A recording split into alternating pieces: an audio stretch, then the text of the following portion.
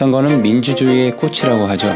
정직하고 능력 있는 후보가 당선이 되어서 각 지역에서 지역사회 발전을 위해서 최선을 다하고 결과를 낼 수 있는 후보를 우리는 뽑아야 될 책임이 이제 있습니다.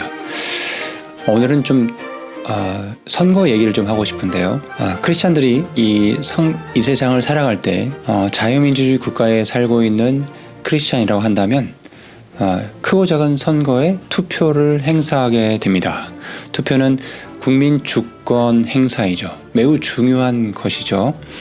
자, 그런데 기독교인이 어느 정당, 어떤 후보에게 투표를 해야 하는 것인가, 이 부분은 계속해서 논쟁이 있고 합의가 되지 않는 끊임없는 갈등이 있는 주제이기도 합니다. 오늘 이 시간에 성경은 이에 대해서 뭐라 말씀하시는가에 대해서 살펴보고 좀 더 실질적으로 투표를 행사할 때 어떤 정당, 어느 후보에게 우리 소중한 한 표를 행사해야 될지에 대한 크리스찬으로서의 가이드, 실질적인 가이드를 제공해 드리고 싶습니다.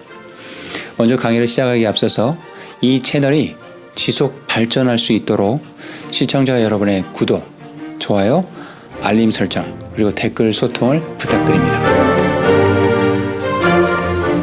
먼저 정치 제도에 관련한 성경적 지식을 잠시 나누고 영상 후반부에 이번 국회의원 선거에서 기독교인으로서 어떤 기준과 판단 기준을 가지고 투표를 행사해야 되는가에 대해서 말씀을 드리도록 하겠습니다. 마가복음 12장 13절에서 17절의 말씀에 가보면 바리새인과 헤롯 당원들이 예수님 앞에 나와서 곤란한 질문을 하는 내용이 나와 있습니다. 그들이 예수님 앞에 나와서 던진 질문은 카이사르에게 세금을 바치는 것이 합당한 것이냐, 율법은 뭐라 말씀하시냐라고 묻습니다. 제가 잠시 해당되는 부분의 말씀을 읽어드리도록 하겠습니다. 자, 마가복음 12장 13절에서 17절의 말씀입니다.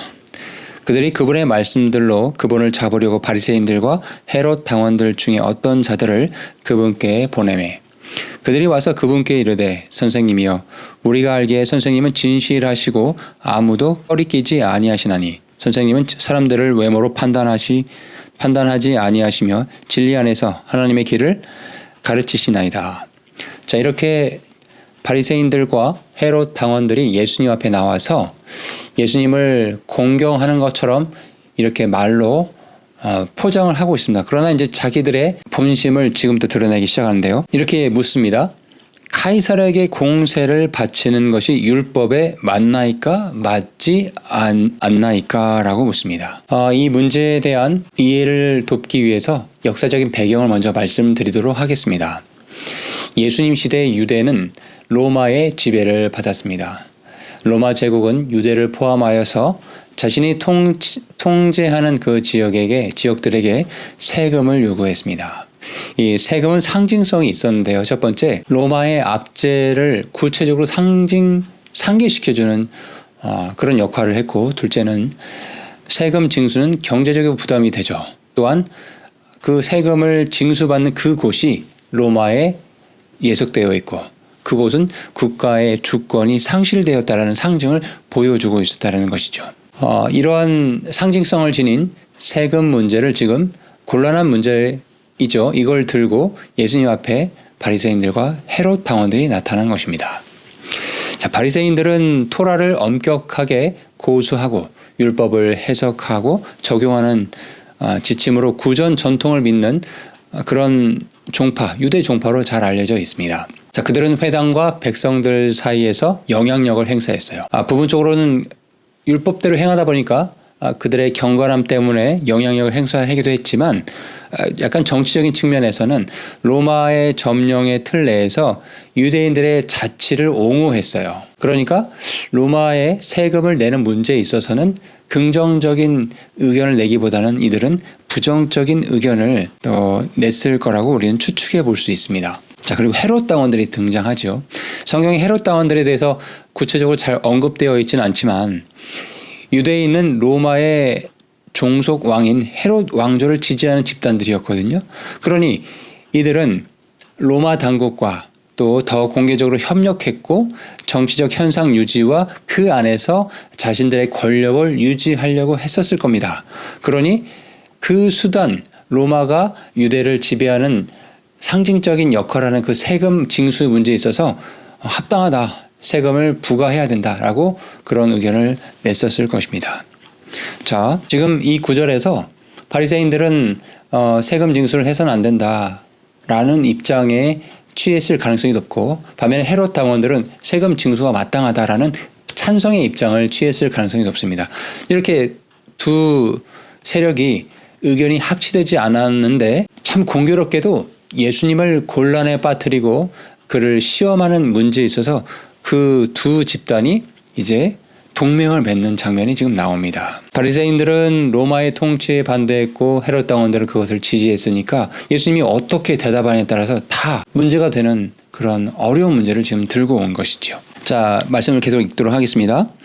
자, 마가복음 12장 15절 말씀입니다. 우리가 바치리이까 바치지 말라이까 하였으나 그분께서 그들의 위선을 아시고 그들에게 이르시되 너희가 어찌하여 나를 시험하느냐.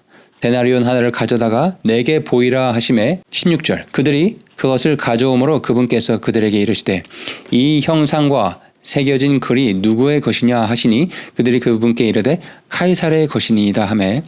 자, 이렇게 예수님께서는 그들의 위선과 그 속마음을 다 알고 계셨어요. 이 질문에 카이사르에게 세금을 바치냐 바치지 말아야 되냐, 이것이 옳으냐 옳지 않으냐, 이 질문에 대해서 이것이 함정이고 그들의 위선이라는 걸 너무나 잘 알고 계셨어요.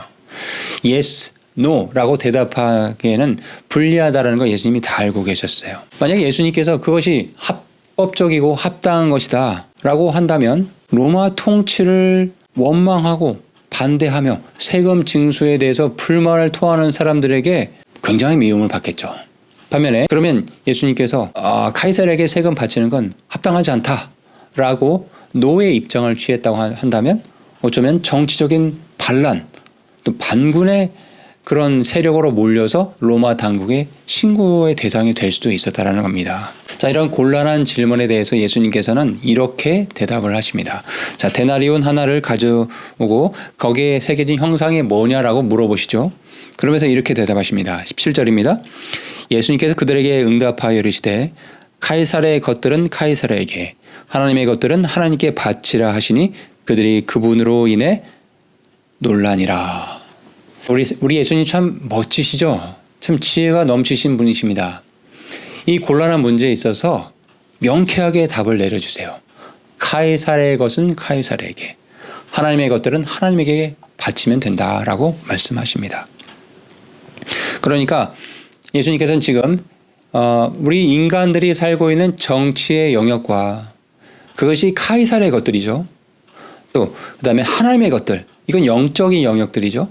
이것들 사이에 구별을 명확하게 하셨어요. 또 이 본문을 통해서 예수님은 세상의 권위와 하나님의 권위 사이에 우리 신자들이 올바른 균형을 갖는 것이 중요하다는 점을 또 강조하고 있다고 우리는 볼 수 있습니다.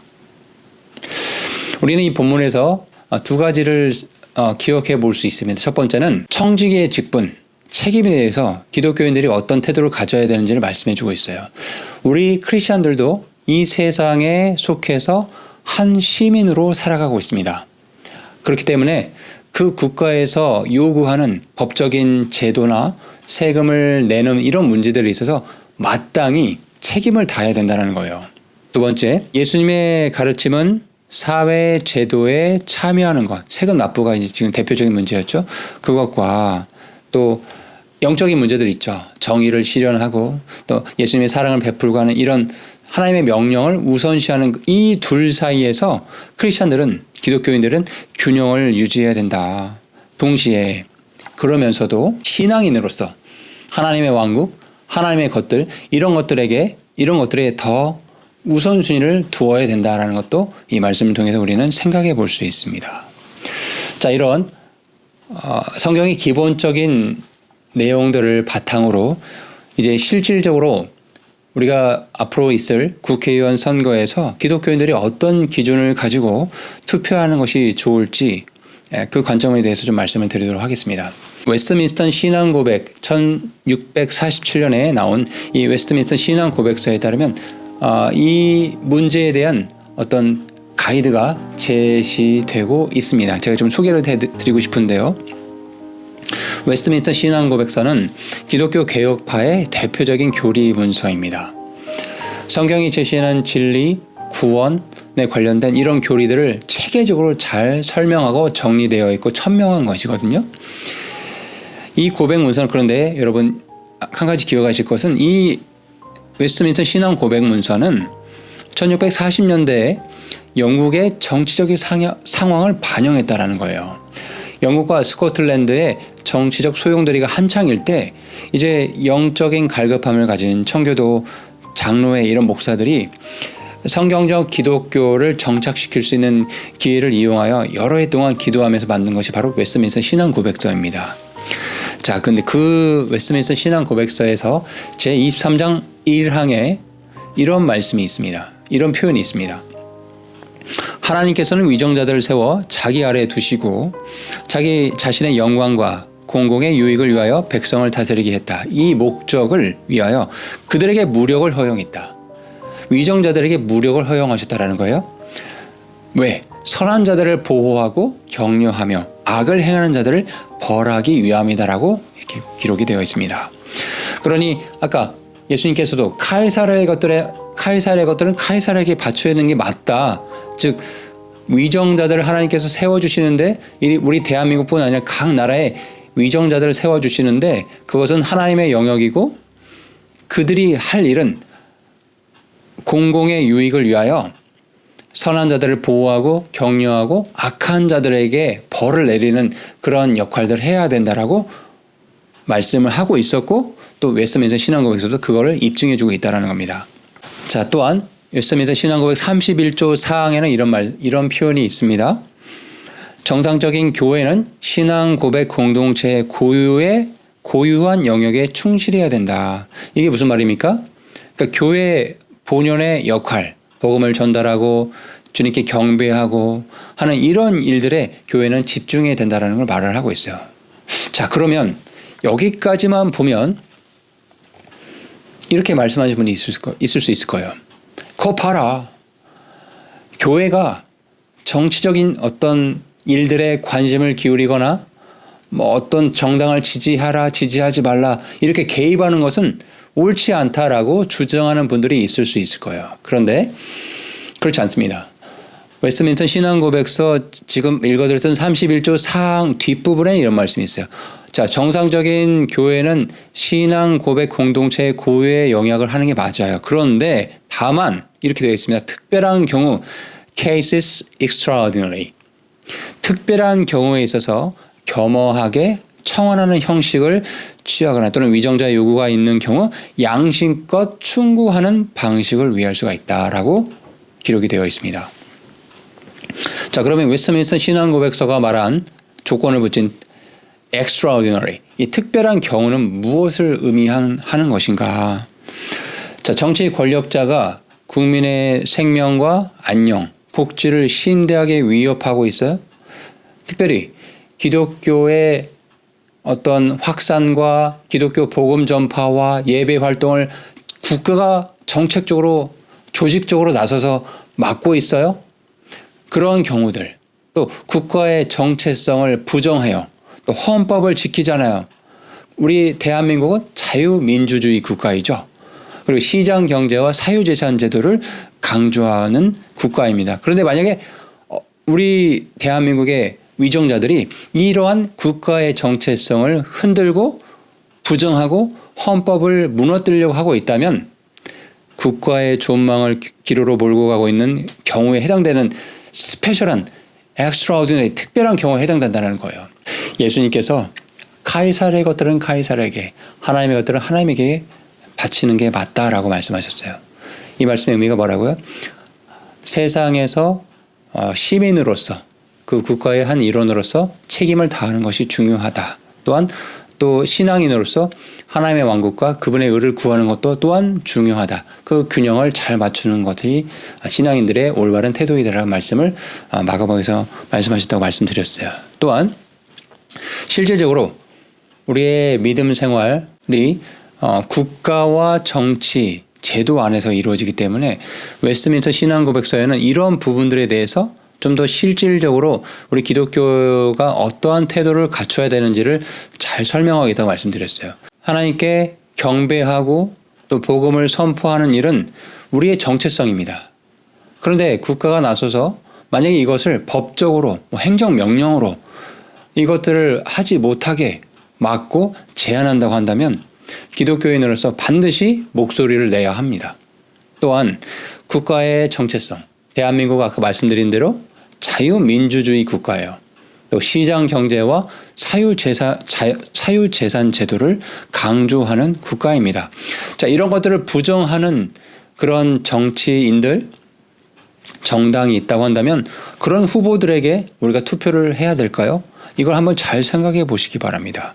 자, 이것은 성경에도 맞지도 않고 웨스트민스터 신앙 고백서도 맞지도 않고 저와 여러분의 신앙의 양심에도 맞지 않는 일입니다.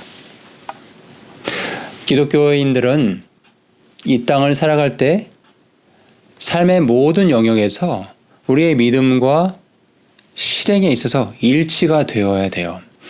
자, 재미있는 통계를 하나 보여드리도록 하겠습니다. 2022년 한국 리서치에서 종교 인식 조사를 했는데 여기 보시면 연령대가 낮을수록 믿는 종교 없다라는 응답이 높아졌다고 합니다. 그리고 광주, 전라도는 개신교 비율이 높았고 대구, 경북, 부산, 울산, 경남은 불교의 비율이 높았다고 합니다.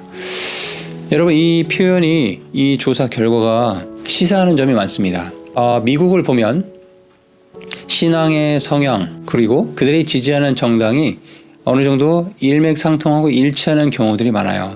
가령 보수적인 남침내 교인들이 대체로 어디를 지지할까요? 네, 공화당을 지지합니다. 자, 그런 점에서 우리 크리스찬들, 한국에 있는 크리스찬들이 WCC나 동성애나 낙태에 대해서 찬성하는 입장이 있다고 한다면 그건 보수적인 입장이 아니죠. 그런데 만약 이런 것들에 대해서 반대하는 입장이 있다고 한다면 이것은 보수적인 입장입니다. 자, 그런데 중요한 건요. WCC나 동성애나 낙태에 대해서 성경은 선택권을 주지 않았다는 거예요. 이 점이 중요합니다. 성경은 이것이 잘못된 것이다. 이것을 찬성해서는 안 된다. 라고 분명하게 말씀을 하고 있습니다. 자, 그렇다고 한다면 우리 기독교인들이 WCC, 동성애, 낙태 이런 문제에 있어서 성경은 이것은 잘못된 것이고 이것을 지지해서는 안 된다고 하는데 만약에 이런 것들이 올바른 것이고 이것은 반드시 실천되어야 된다. 낙태를 막 허용하고 동성애를 허용해야 되고 이런 것들을 주장하는 정치인이나 그런 정당이 있다고 한다면 거기에 투표를 행사해야 될까요? 그렇게 행사하는 게 믿음과 실행의 불일치라는 거예요. 이런 것들을 여러분 이번 영상을 통해서 잘 곰곰이 생각해 보시고 나의 소중한 이 주권, 이 한 표를 이 성경과 또 웨스트민스터 신앙 고백과 저와 여러분의 믿음의 신앙의 양심에 비춰서 어떤 정당, 어떤 후보에게 우리의 소중한 표를 행사해야 될지를 곰곰이 잘 생각해 보시고 우리의 주권을 소중하게 잘 행사해 보시길 바랍니다.